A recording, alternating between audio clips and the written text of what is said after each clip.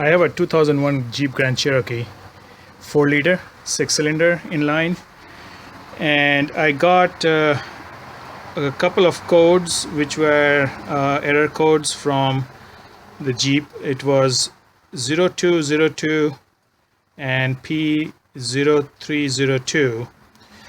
So it was the second cylinder misfiring, and usually it happened when your engine was hot. You were running the engine, and I had stopped for a few minutes and then I restarted it.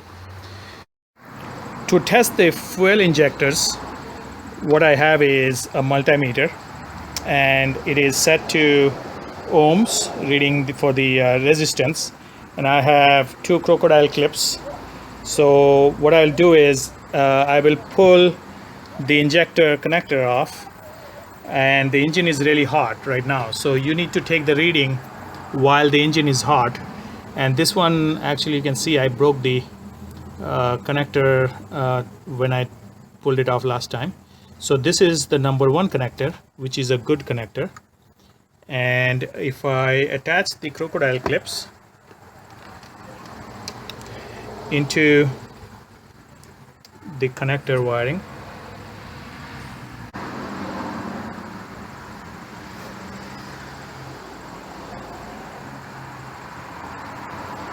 so you can see it's 16.4 ohms, which 16.3 ohms, which should be close to 14 plus minus 1 or 2. So that's within range. Now if I do the same thing on the other one, it is giving me a very high reading.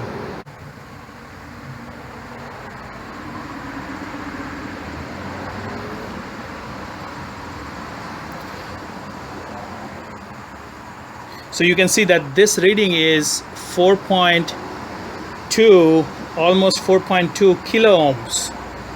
That means that this solenoid has a huge resistance that's way far from 14 or 15 ohms. So this one is really bad at this time, because the solenoid probably has gone bad. So I found that the injector is bad. I need to replace the injector, and what I did was, instead of replacing one injector, I bought a set of 6 for all the 6 cylinders, and I went with a Bosch injector. And these have, so here are my new, well, it's remanufactured injectors you can find on eBay, and these are Bosch. The item number is 923. So these are 24 pound of fuel per hour injectors, and you can probably look it up, and they have 4 holes where it sprays, whereas these injectors that came with the car, with the Jeep, were 1 hole. And these were built by Siemens, I guess. That's what my research showed.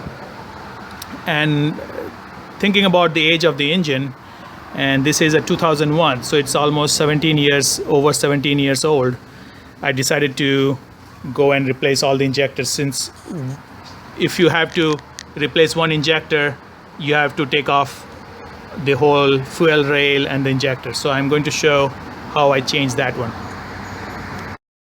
So these injectors tested almost with the same resistance. All of them were close to 14.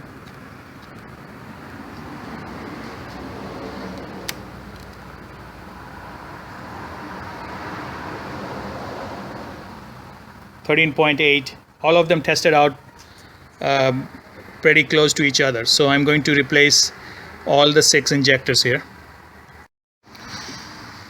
So to get access to the injectors, what I have to do is first take off these 2 air intake, and this should be easy to take. There are 4 clips here, and you can just pull these clips. These are the same ones that you use to replace the air filter.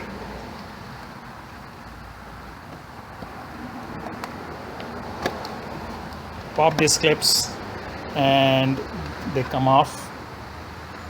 You move this, and the last one is underneath there. So I have loosened these. These are with a screwdriver. You can loosen these, and then you can pull this out, and this thing will come out, and you will see the air filter. So if you need to replace the air filter, this is pretty clean, so I'm not going to replace it. And then this one, there is the screw over here. You can open up the band that attaches to it, and also there is a 10mm bolt over here. So you have to take that bolt off to take this air intake cover off. So once the cover is off for the air intake, I'll just put a little piece of cloth or any kind of thing so that nothing gets into there, no bolt falls into there. These things need to come off, and I will take off this bracket because this is the fuel rail, and you want to pull the fuel rail out. You can't do it with these the accelerator and all the other connectors in there. So this is a little tricky if you have not done it before. It needs to be pulled out and then pulled out, pulled a little bit away from this and then pulled out. So you will see the notch right there. So you have to drag it through this portion of it, and then it will come off. Same thing for this one is directly, you can pull it out. And be careful because you might break the connector. And then this one is very similar to that one also. So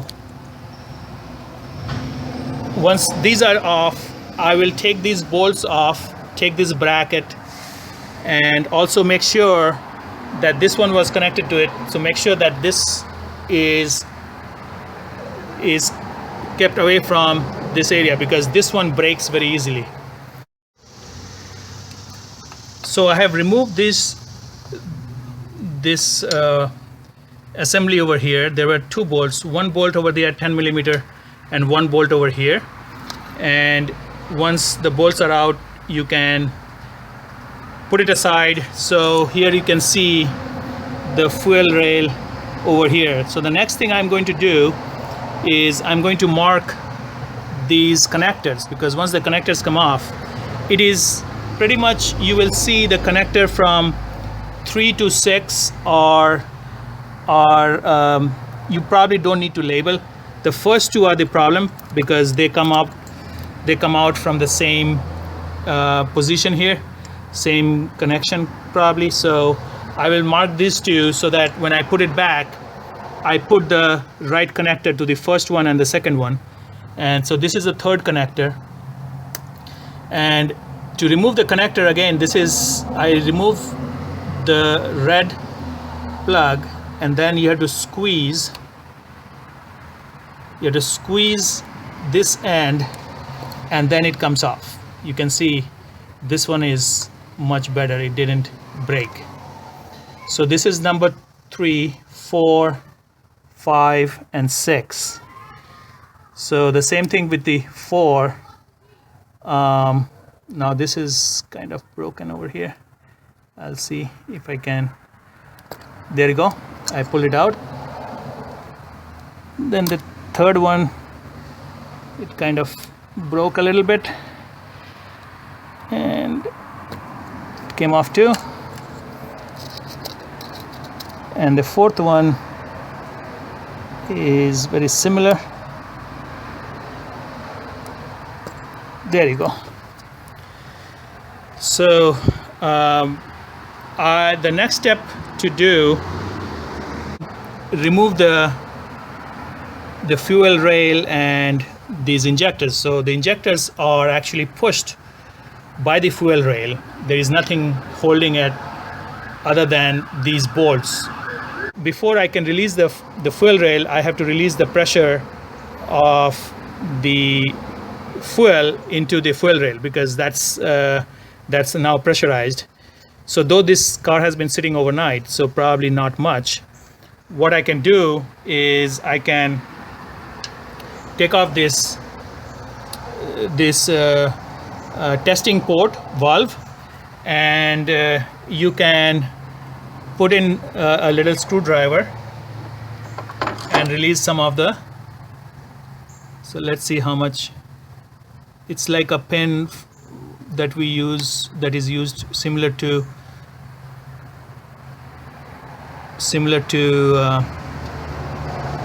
the tire fill valve.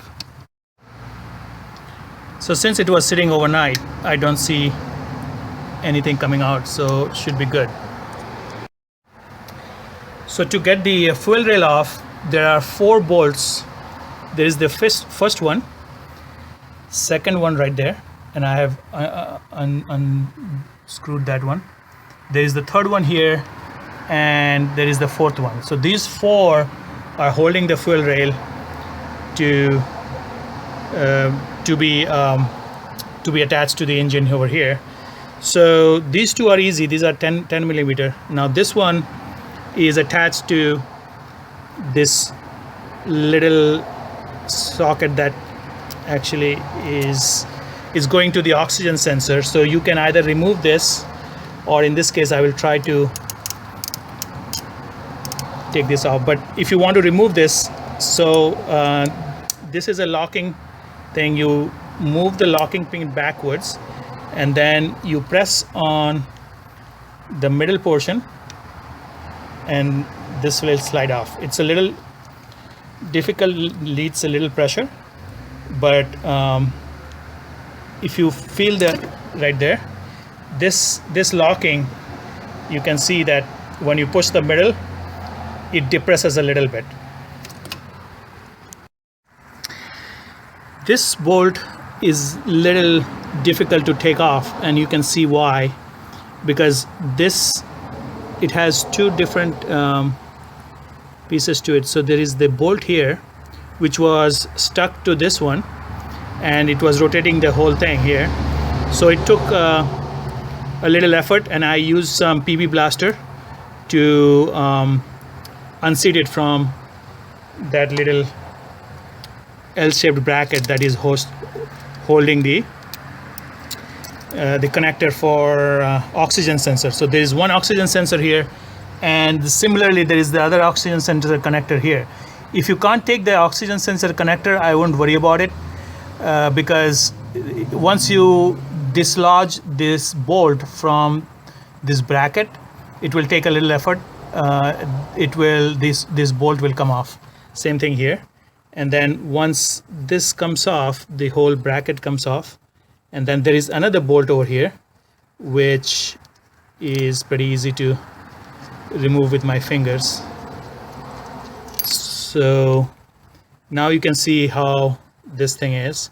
So it went in, it has like threads on both sides. So since you can't take the inside one easily unless you take the outside bolt, this is a little tricky. So I've taken out the 4 bolts. Now this one and the last one was a little difficult, but if you have a 10 millimeter socket, and you can use one of those wrenches, and it should come off. Just make sure that these hoses are not impacted.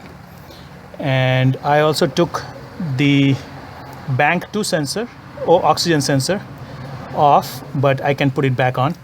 So once these 4 bolts are off, it will be a little difficult I have to use both my hands, and you can pull the whole fuel rail.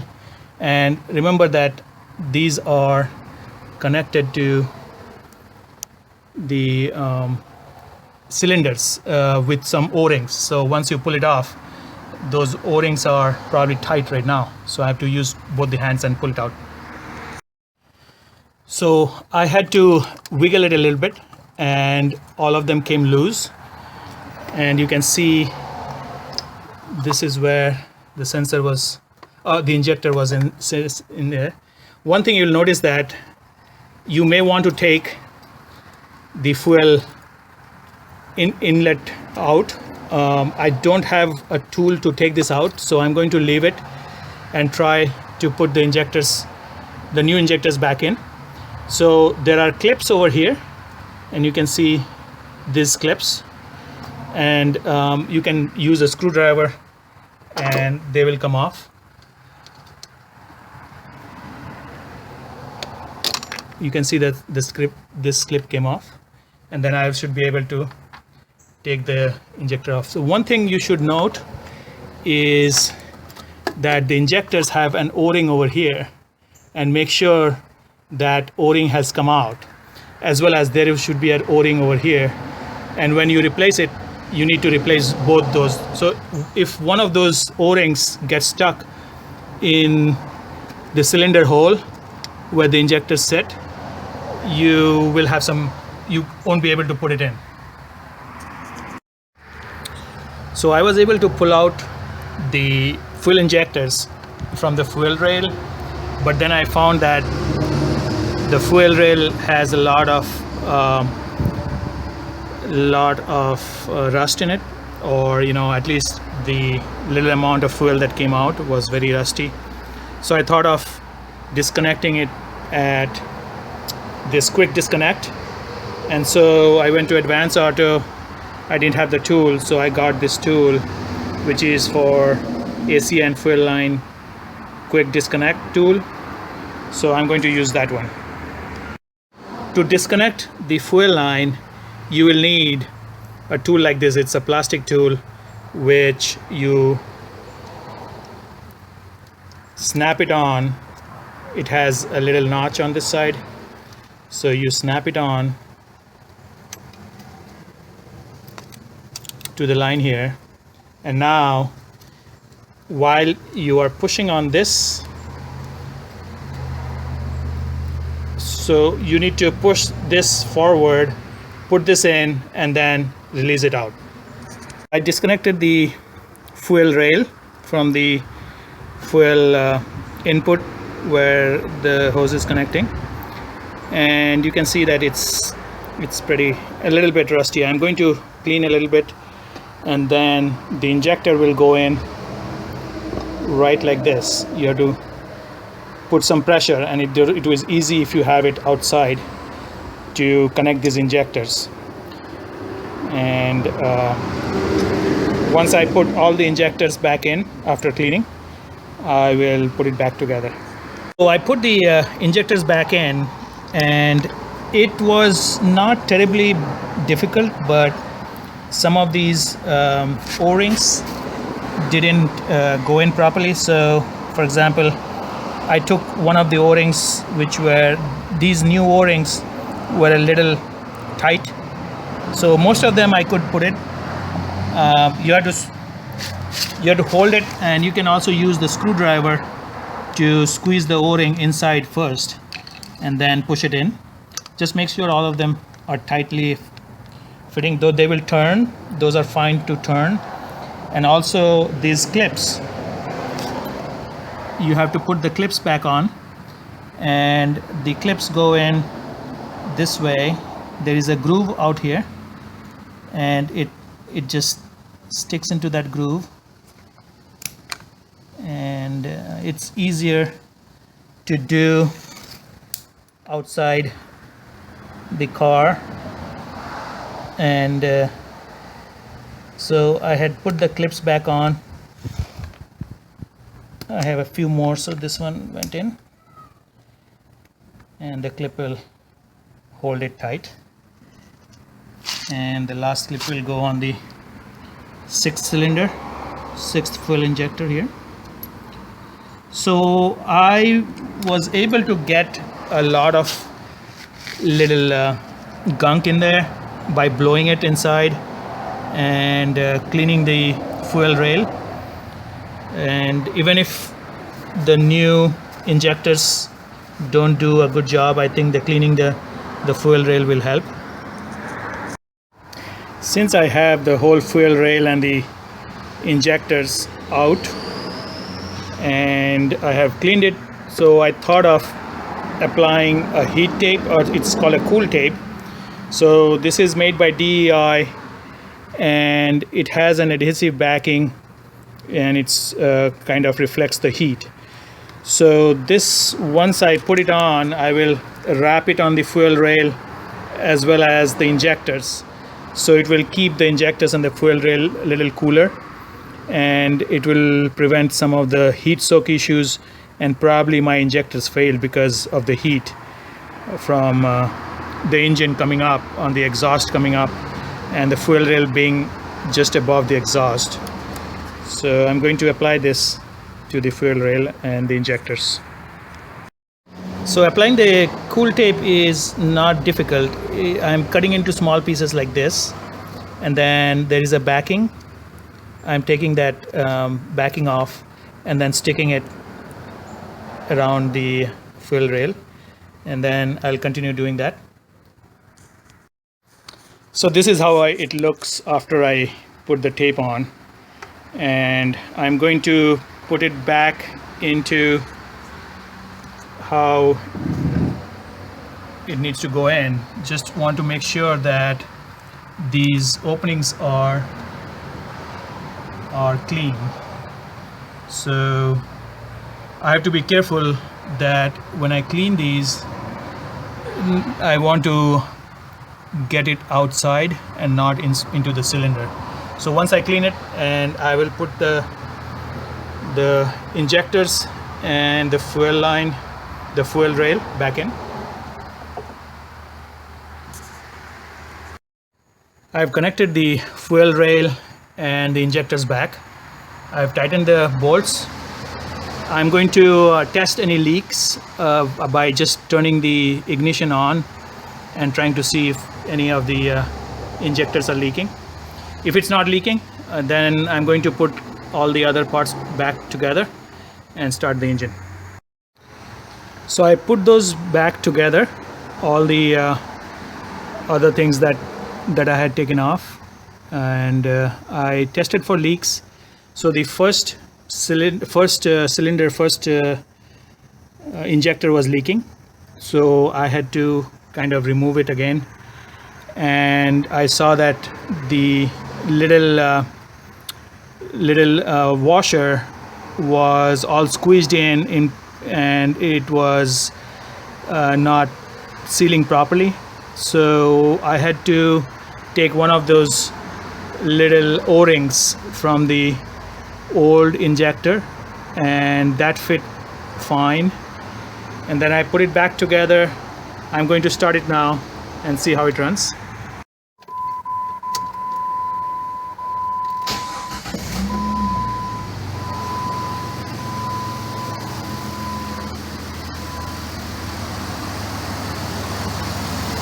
So I started it up. It is idling smoothly, but the engine is not warm yet. So I will run it for a little while and get it to temperature and see how it behaves. So that should complete this video for what was the issue. The error code for the injectors are still there. It needs to run for at least 25-30 miles, and with braking and some turns, and then once it detects that the injector is working fine, it will remove the code. But so far I see that it is much smoother idle right now, and looks like it might have fixed it.